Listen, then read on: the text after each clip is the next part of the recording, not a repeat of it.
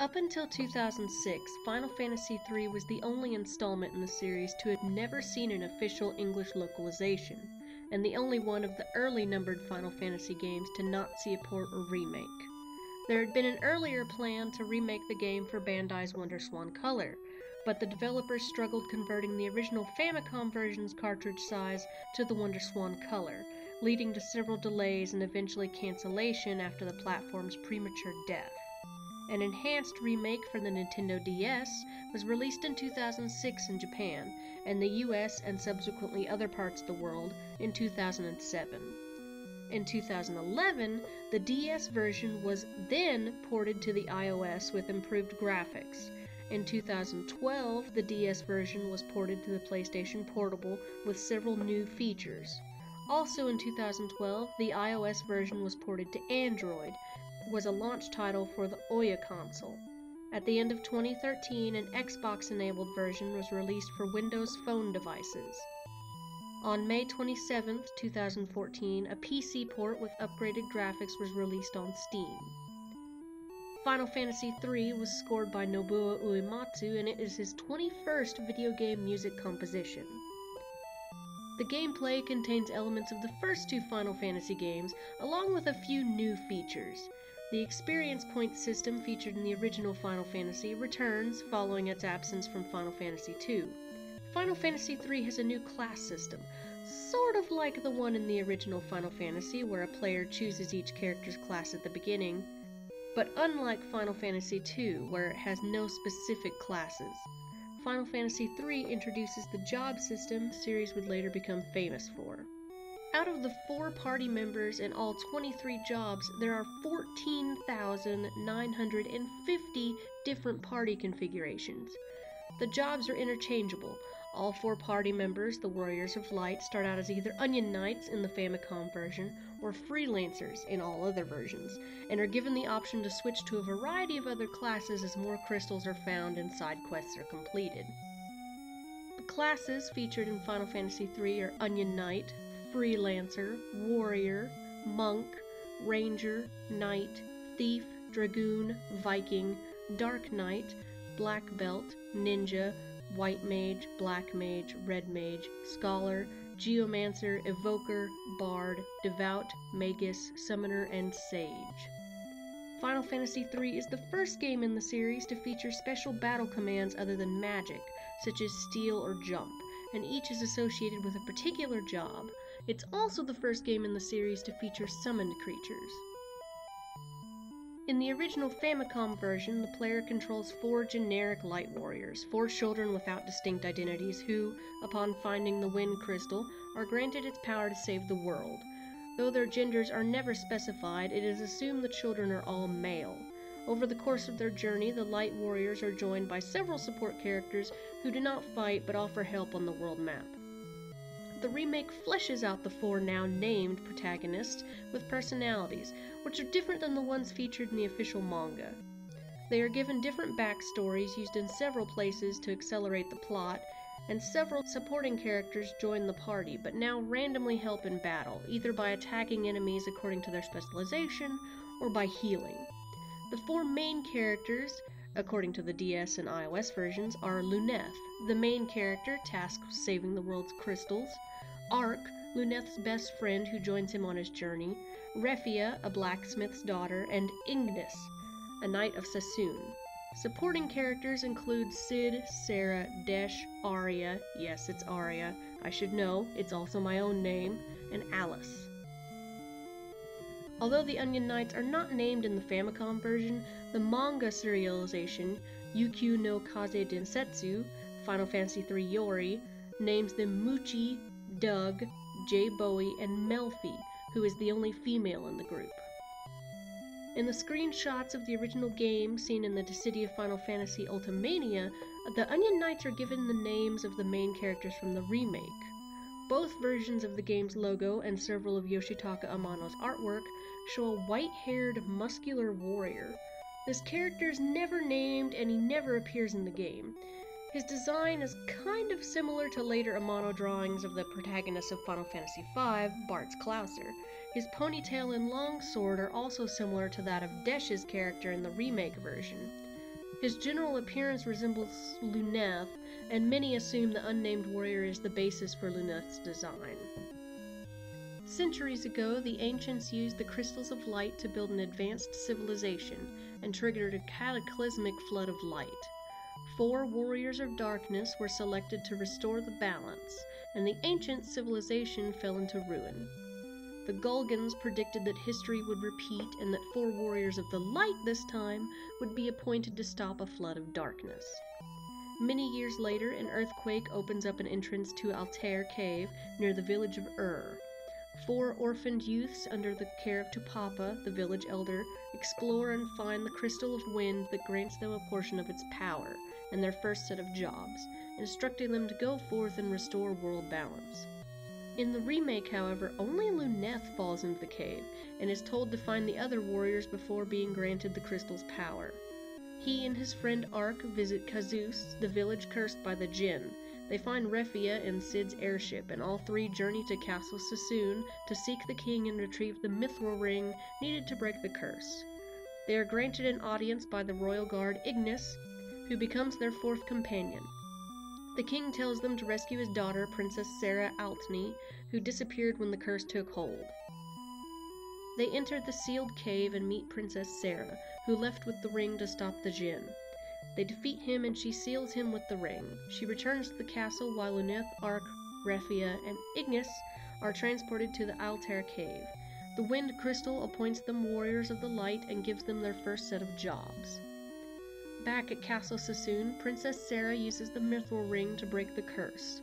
The warriors return to Sid and Kazus, and a boulder blocks the mountain pass to the rest of the continent, so he rams it with his airship like any smart person would, forcing the party to continue with him on foot. They journey to the town of Canaan and heal Miss Sid of an illness, then meet a girl named Selena, who mourns the disappearance of her love, Desh. Since the party needs Desh's mini-spell, they search for him on Dragon's Peak. Bahamut abducts the warriors to feed to his offspring, and they meet Desh in the dragon's nest and escape. He has lost his memory and joins the Warriors of Light in hopes of regaining it. Using Desh's mini-spell, the group enters Tazus, a village of the gnomes. They pass through Tazus Tunnel and reach Vikings Cove so they can acquire a ship. They find the Vikings in an uproar as their guardian, the Nepto Dragon, is on a rampage and sinking ships. The party agrees to help, and journey to Nepto Temple to find the statue of the Nepto Dragon is missing an eye. They shrink down to traverse the tunnels inside the temple walls and find the eye in a rat's hoard. They return the eye to the statue, which calms the dragon. In gratitude, the Vikings give them the ship, the Enterprise. The Warriors of Light take the Enterprise to the village of the Ancients and learn the continent they are on is actually floating above the surface world. They visit Gulgan Gulch, where the Gulgans tell them to go to the Tower of Owen. They battle through the tower while a mysterious voice taunts them. At the top, they find Medusa, servant of Xandi, who threatens to destroy the tower and bring down the continent. After defeating her, Desh's memory returns and he recalls that he and his father, both ancients, built the tower. He leaps into the furnace to repair it and save the floating continent, though the party urges him not to. The maelstrom blocking the channel north clears, so the party heads for Dwarven Hollows in search of the fire crystal. The dwarves are so preoccupied because one of their precious ice horns was stolen by Gusto the Rogue. The party enters the subterranean lake to recover it, making use of the toad spell they've learned. After defeating their enemy, they return to the Dwarven Hollows, followed by a mysterious shadow. When they reach the main altar, Gustko reveals himself, their enemy they fought before, and grabs both horns. The 4 pursue him into the molten cave.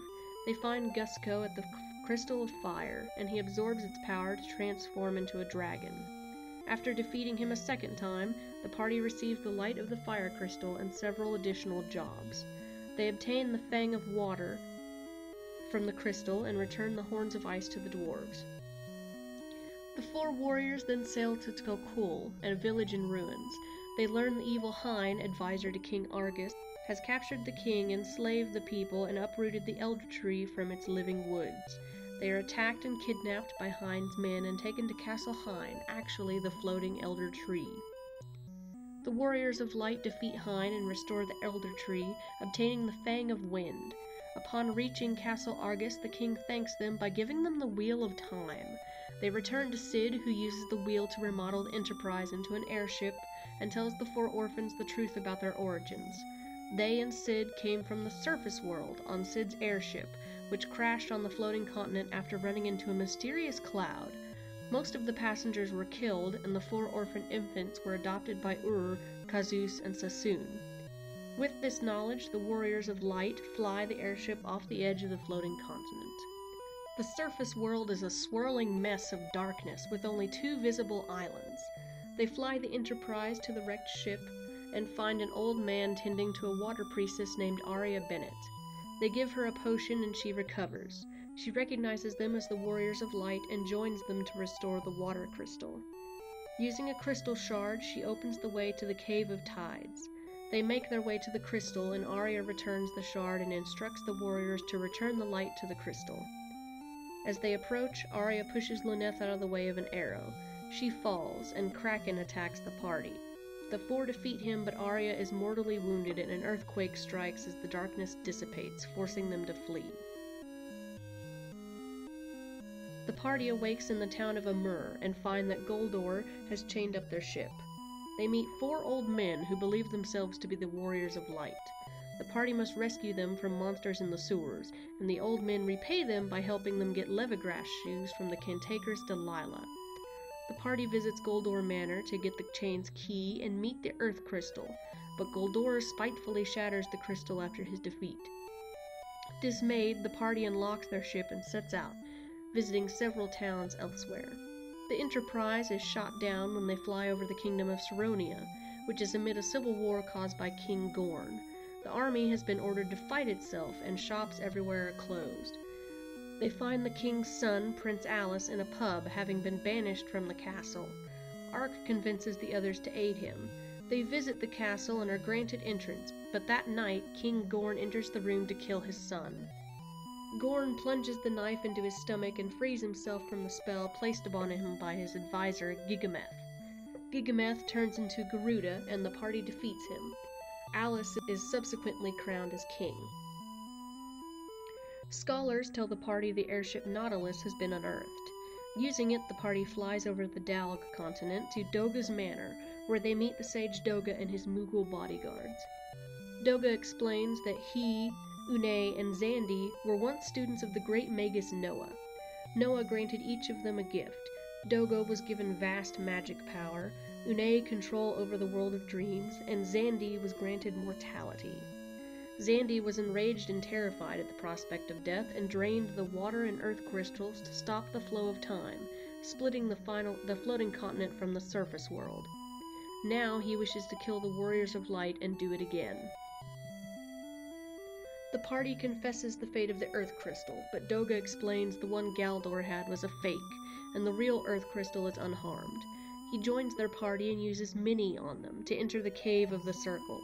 When they reach the end of the cave, Doga uses a spell to transform the Nautilus into a submarine, and tells the Warriors of Light to go to the Temple of Time and recover Noah's loot, which will awaken Une from her eternal slumber. He leaves the warriors to find the Eureka Key himself. The Warriors of the Light retrieve the loot and enter Une's shrine to awaken her. She gives them the Fang of Fire, and tells them that the earthquake near was not caused by Xandi, so there must be a greater power at work. Une joins the party and helps them excavate the Invincible, which can fly over mountains from the ancient ruins. After briefing them on its capabilities, she bids them farewell and directs them to the Cave of Shadows for the final Fang they need. The party defeats Hecatonachir and obtains the Fang of Earth. With all 4 fangs, they can pass the statue Xandi put up to protect his headquarters and reach the Ancient's Labyrinth. They fight Titan and meet the Crystal of Earth, which gives them their final set of jobs. Doga and Une call the warriors back to Doga's manor and teleport them into Doga's grotto upon their arrival. The 2 sages explain that their souls are needed to activate the keys to Eureka and the Crystal Tower. Therefore, the party must kill them. When the party tries to refuse, Doga and Une transform into monsters and attack. After their defeat, they pass away, but not before granting each warrior a title. Luneth is the light of courage, Ark is the light of kindness, Rephia the light of affection, and Igis is the light of determination. The party makes their way through the ancient maze to enter the Crystal Tower. They unlock the doorway to the forbidden land of Eureka and obtain the powerful weapons they need to fight Xandy. Atop the tower, they find a room containing a large mirror, but when they look into it, they are paralyzed by the curse of the 5 worms. Doga's spirit brings the allies who fought alongside the Warriors of Light to the tower to break the curse. Sid, Princess Sarah, Desh, who survived the furnace somehow, King Alice, and one of the 4 old men. They wish the warriors the best of luck, and the warriors enter the portal to the world of darkness. The party confronts Xandy, who declares he has eternal life, and attacks. On his defeat, the cloud of darkness appears and absorbs his body, revealing that it had been manipulating Xandy's actions to reduce the world to nothingness. The cloud of darkness kills the Warriors of Light, but Doga and Une sacrifice their souls to revive them. The party enters the world of darkness and defeats the evil Guardians of the Dark Crystals, which free the ancient Warriors of Darkness. When they face the cloud of darkness again, the 4 Warriors of the Dark sacrifice themselves to weaken the entity. The cloud of darkness is defeated, and the heroes and their allies return to their homes. The old man returns to Amur, Alice returns to his kingdom, and Sid and Desh return home to their lovers. Sarah does not want to leave Igis and stays with him. Each of the heroes goes their separate ways, with Igis and Sarah returning to Castle Sassoon, Rephia taking up blacksmithing in Kazus, and Luneth and Ark returning to Ur. In the Famicom version, the Warriors of Light return to Ur together. Final Fantasy III is visually similar and uses a similar graphic system as Final Fantasy I and II. Final Fantasy III, though, expands the gameplay with its introduction of the changeable job system. Final Fantasy III is the first game in the series to feature auto-targeting. In the previous titles, a character attacking an enemy that was killed by a previous attack would simply just attack nothing, and a message would read ineffective. The Famicom version eliminates the previous game's text-heavy battle presentation. In the previous titles, attacks, spell names, damage registered, number of hits, and other info was displayed in cascading windows at the bottom of the screen, sort of like how Dragon Quest does it. Final Fantasy III, however, replaced this with damage being displayed on the enemy sprite after the attack. One notable stylistic change is that the background of all windows and menus is blue rather than black, which would become a staple of the series, until we switch to gray. Another major gameplay enhancement is that Final Fantasy III is the first title in the series to feature characters who have unique battle commands, such as summon, throw, and jump. At the time of the release of Final Fantasy III, Square was working to catch up on the new technology, as the Super Nintendo had been released, and they didn't really have enough manpower to work on an English version. The DS remake was released in the United States on November 14, 2006, and in Europe on May 4, 2007. Enemies are stronger than in the original, in part because the size of a DS game at the time imposed restrictions on the number that could appear on screen at once.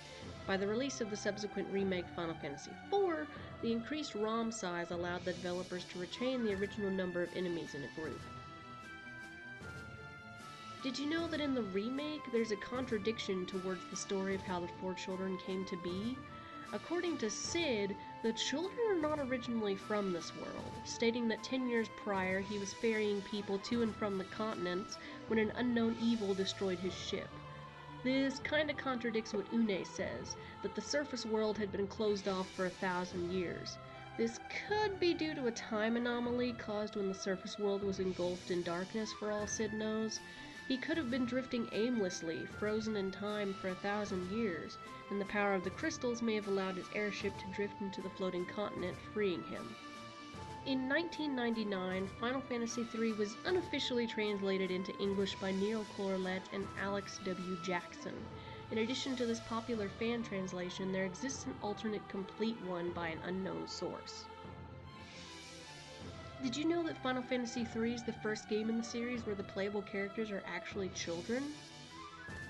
In the remake, upwards of 9,999 damage can be dealt by every character, and although the game will only show 9,999, it calculates according to the actual amount. Final Fantasy III is also the first appearance of Moogles and the Fat Chocobo in the series, staples that would return in several other versions of the games. Did you know that the circumnavigate the world on a chocobo for a reward quest originates in Final Fantasy III and is repeated again in Final Fantasy V? Final Fantasy III is the first game in the series to graphically show hit points when a target is attacked or healed, rather than using a caption like the original versions of the previous games. It's also the first to contain auto-targeting, as well as the first to contain special battle music for boss battles. All of these aspects were adapted in the remakes of the previous two games. The names of Doga and Une, two key characters in Final Fantasy III, appear in multiple Final Fantasy games, most specifically Final Fantasy IX, which contains a subquest involving two items named Doga's Artifact and Une's Mirror that unlock a hidden theme titled Doga and Une in the Black Mage Village. Several of the game's songs were used in Chocobo Racing, including the opening theme, Crystal Cave, and the final battle theme. The original background music for the town of Amur was used in creating the song Cloud Smiles in Final Fantasy VII Advent Children. Though most of the sprites for 8-bit theater are from the original Final Fantasy, many other sprites, including the new class-changed Light Warriors, are actually sprites from the Famicom version of Final Fantasy III. In the DS version, it was originally conceived that Luneth, Ark, Refia, and Igis were the adopted children of Tupapa, much like in the original Nintendo version. However, this was changed to make the four characters have their own separate stories. In the PSP port of Final Fantasy I, and in Final Fantasy I and II Dawn of Souls, the two-headed dragon, Echidna, Cerberus, and Airman appear as bosses in the optional Earth Gift Shrine, with the Battle Tube theme as BGM. In Final Fantasy IV The After Years, they all return as guardians for the crystals of the True Moon. In the Famicom release, a little girl hidden in an east room in the town of Gashel encourages the player to write inquiries to Square, listing out their mailing address. In Ur and Amur, there are pianos Luneth and his friends can play, which will randomly cause either booing or applause. Our next game in the series is quite a special one, with a soundtrack so beloved by Japan that its songs are taught to Japanese schoolchildren to this day, 25 years later. Originally released in the US as Final Fantasy II, this game has become a favorite ever since its release in the US on the Super Nintendo on November 23, 1991, only 4 months after its initial release in Japan. Yes, Final Fantasy IV is 25 years old. Let that sink in for a moment. Not really familiar with Final Fantasy IV? Well, it's a game about trust and betrayal, death, atonement, and family. It's also the first game in the franchise to go into outer space, because, you know, your main character is, well... Oops. 25-year-old spoilers much? If you liked this video, be sure to hit like and subscribe, or offer any comments you have on the series so far, or what you think I might improve on. And as always, remember, the world is square.